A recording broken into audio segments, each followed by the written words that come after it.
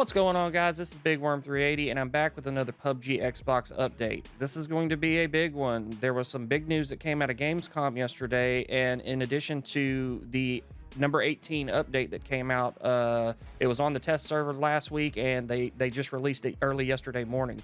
So I'm going to hit on that update just a little bit on the big things that are in there. I'm going to leave a link in the description if you want to read all the patch notes and go through all the bug fixes and all. I just want to hit the high points on that and then jump right into the news from Gamescom. Okay, so the first big feature that they added in this update for Xbox, if you played on the test server, then you probably know about this. It's limb penetration. Okay, so if you're not familiar with what limb penetration is, you can see in this picture, this pretty much explains it. Before this update, if you were shooting at somebody and their arms were in the way of, say, you're trying to do a body shot, you're trying to shoot them in the body, and their arms get in the way, and the arms would absorb the bullets, and you wouldn't get any body damage, which means you get less damage. Okay, well, now the bullets are going to penetrate arms and hit the whatever's behind them as well. If they penetrate and you hit them on the run and it goes through and there's nothing behind, it's going to hit the ground. If it's in front of their chest, it's going to hit their chest. If it's by their head somehow, you're going to get that headshot now. So you don't have to worry about people moving around, and if they're moving a certain way and only getting their arms hit and minimal damage. The next big addition to the game is dynamic weather. This is something that just came out on PC only 2 weeks ago in their latest update. I was surprised to even see this in the patch notes, and it was in the game. And when I played on the test server, I did have a match where it started raining, and it didn't seem to affect the performance of the game at all, which was nice. I was surprised to see this get on Xbox, period, only because the dynamic weather was on the PC version months and months ago, but they ended up having to take it off because of performance issues, and like I said, they only just added it back 2 weeks ago. So it looks like leading up to the release of the game, they're trying to catch back up with PC a little bit, and as the updates come out for PC, it looks like Xbox may be getting them a little quicker, which is great. So the dynamic weather, if you play on Erangel and you get the dynamic weather, I think there's a 10% chance that the dynamic weather will be switched on in any round you drop into. If you get in Erangel, there's a chance for the overcast setting to be turned on, and that's going to provide the rain or the fog. Of course, fog is going to affect how far you can see. Rain, that's going to give you a little sound that you can use to your advantage, maybe to sneak around if you know people are nearby, and plus it's going to kind of cover people, that are running through trees. If it's raining also, it's going to be harder to spot them moving. So that's going to be pretty cool. They have the overcast setting on Miramar and a sunset setting, and so you'll be able to get weather on Miramar as well. Also, you can see here they added clusters of houses that'll be good for looting and just to kind of break up the open areas of the map on Erangel. They're going to be nice, not just for loot though, because if you think about it, you'll be able to fight in these places. You'll be able to run for cover at these places instead of just being stuck out in the open. In addition to the houses, they also added what they're calling tactical landscapes. You can see how they kind of reshaped the beach area here on the north side of the military island. And they kind of reshaped it, added some stone structure there for cover, and they added some trees too, which makes it nice because, again, that was before just a wide open spot. If you come up on a boat and somebody's waiting up on the hill, I mean, at least you have something to get behind cover and fight from instead of just being a sitting duck out in the open.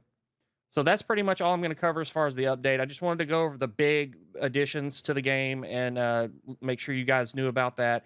Again, I'm going to link the patch notes in the description so you can check them out if you want to go over all the bugs. I mean, they did all kinds of CPU, GPU improvements for performance and things like that, and fixed a bunch of bugs they talked about. But I'll let you guys go through that. What I want to do is move on to the big news that came from Gamescom yesterday.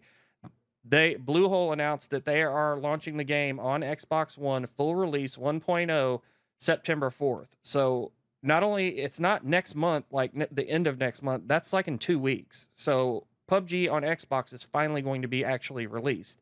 With this release is going to come the Sandhawk map that everybody's been waiting for. They've had that on PC for a while, and it's pretty popular.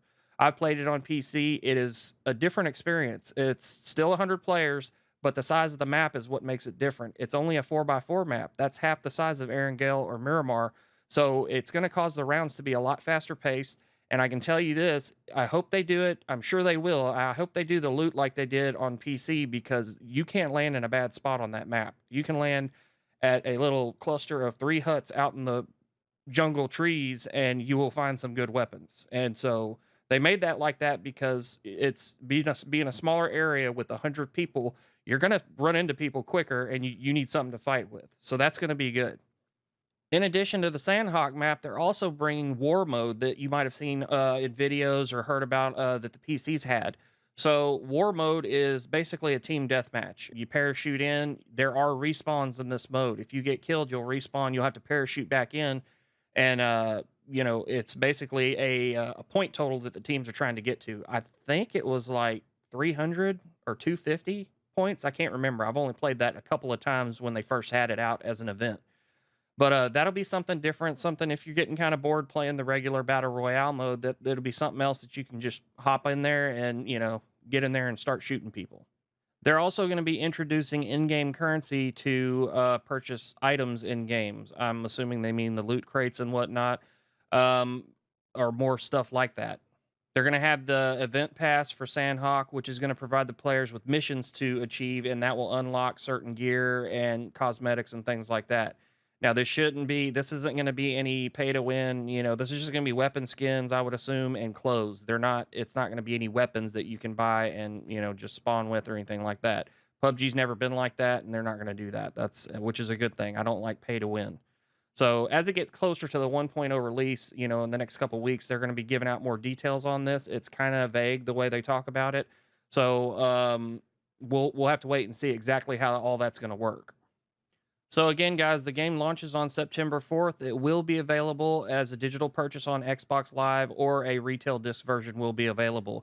If you have the preview version already installed, I think the way it's saying you're just going to get a update to the game and it will turn into the 1.0, and in other words, you just keep rolling. So I hope everybody gets in on this, and I hope that Sandhawk goes well. It should. I think they've been working on that a lot longer than we're aware of, and I think the improvements that they've made to Aaron Gale and the game so far, I think they're doing a good job.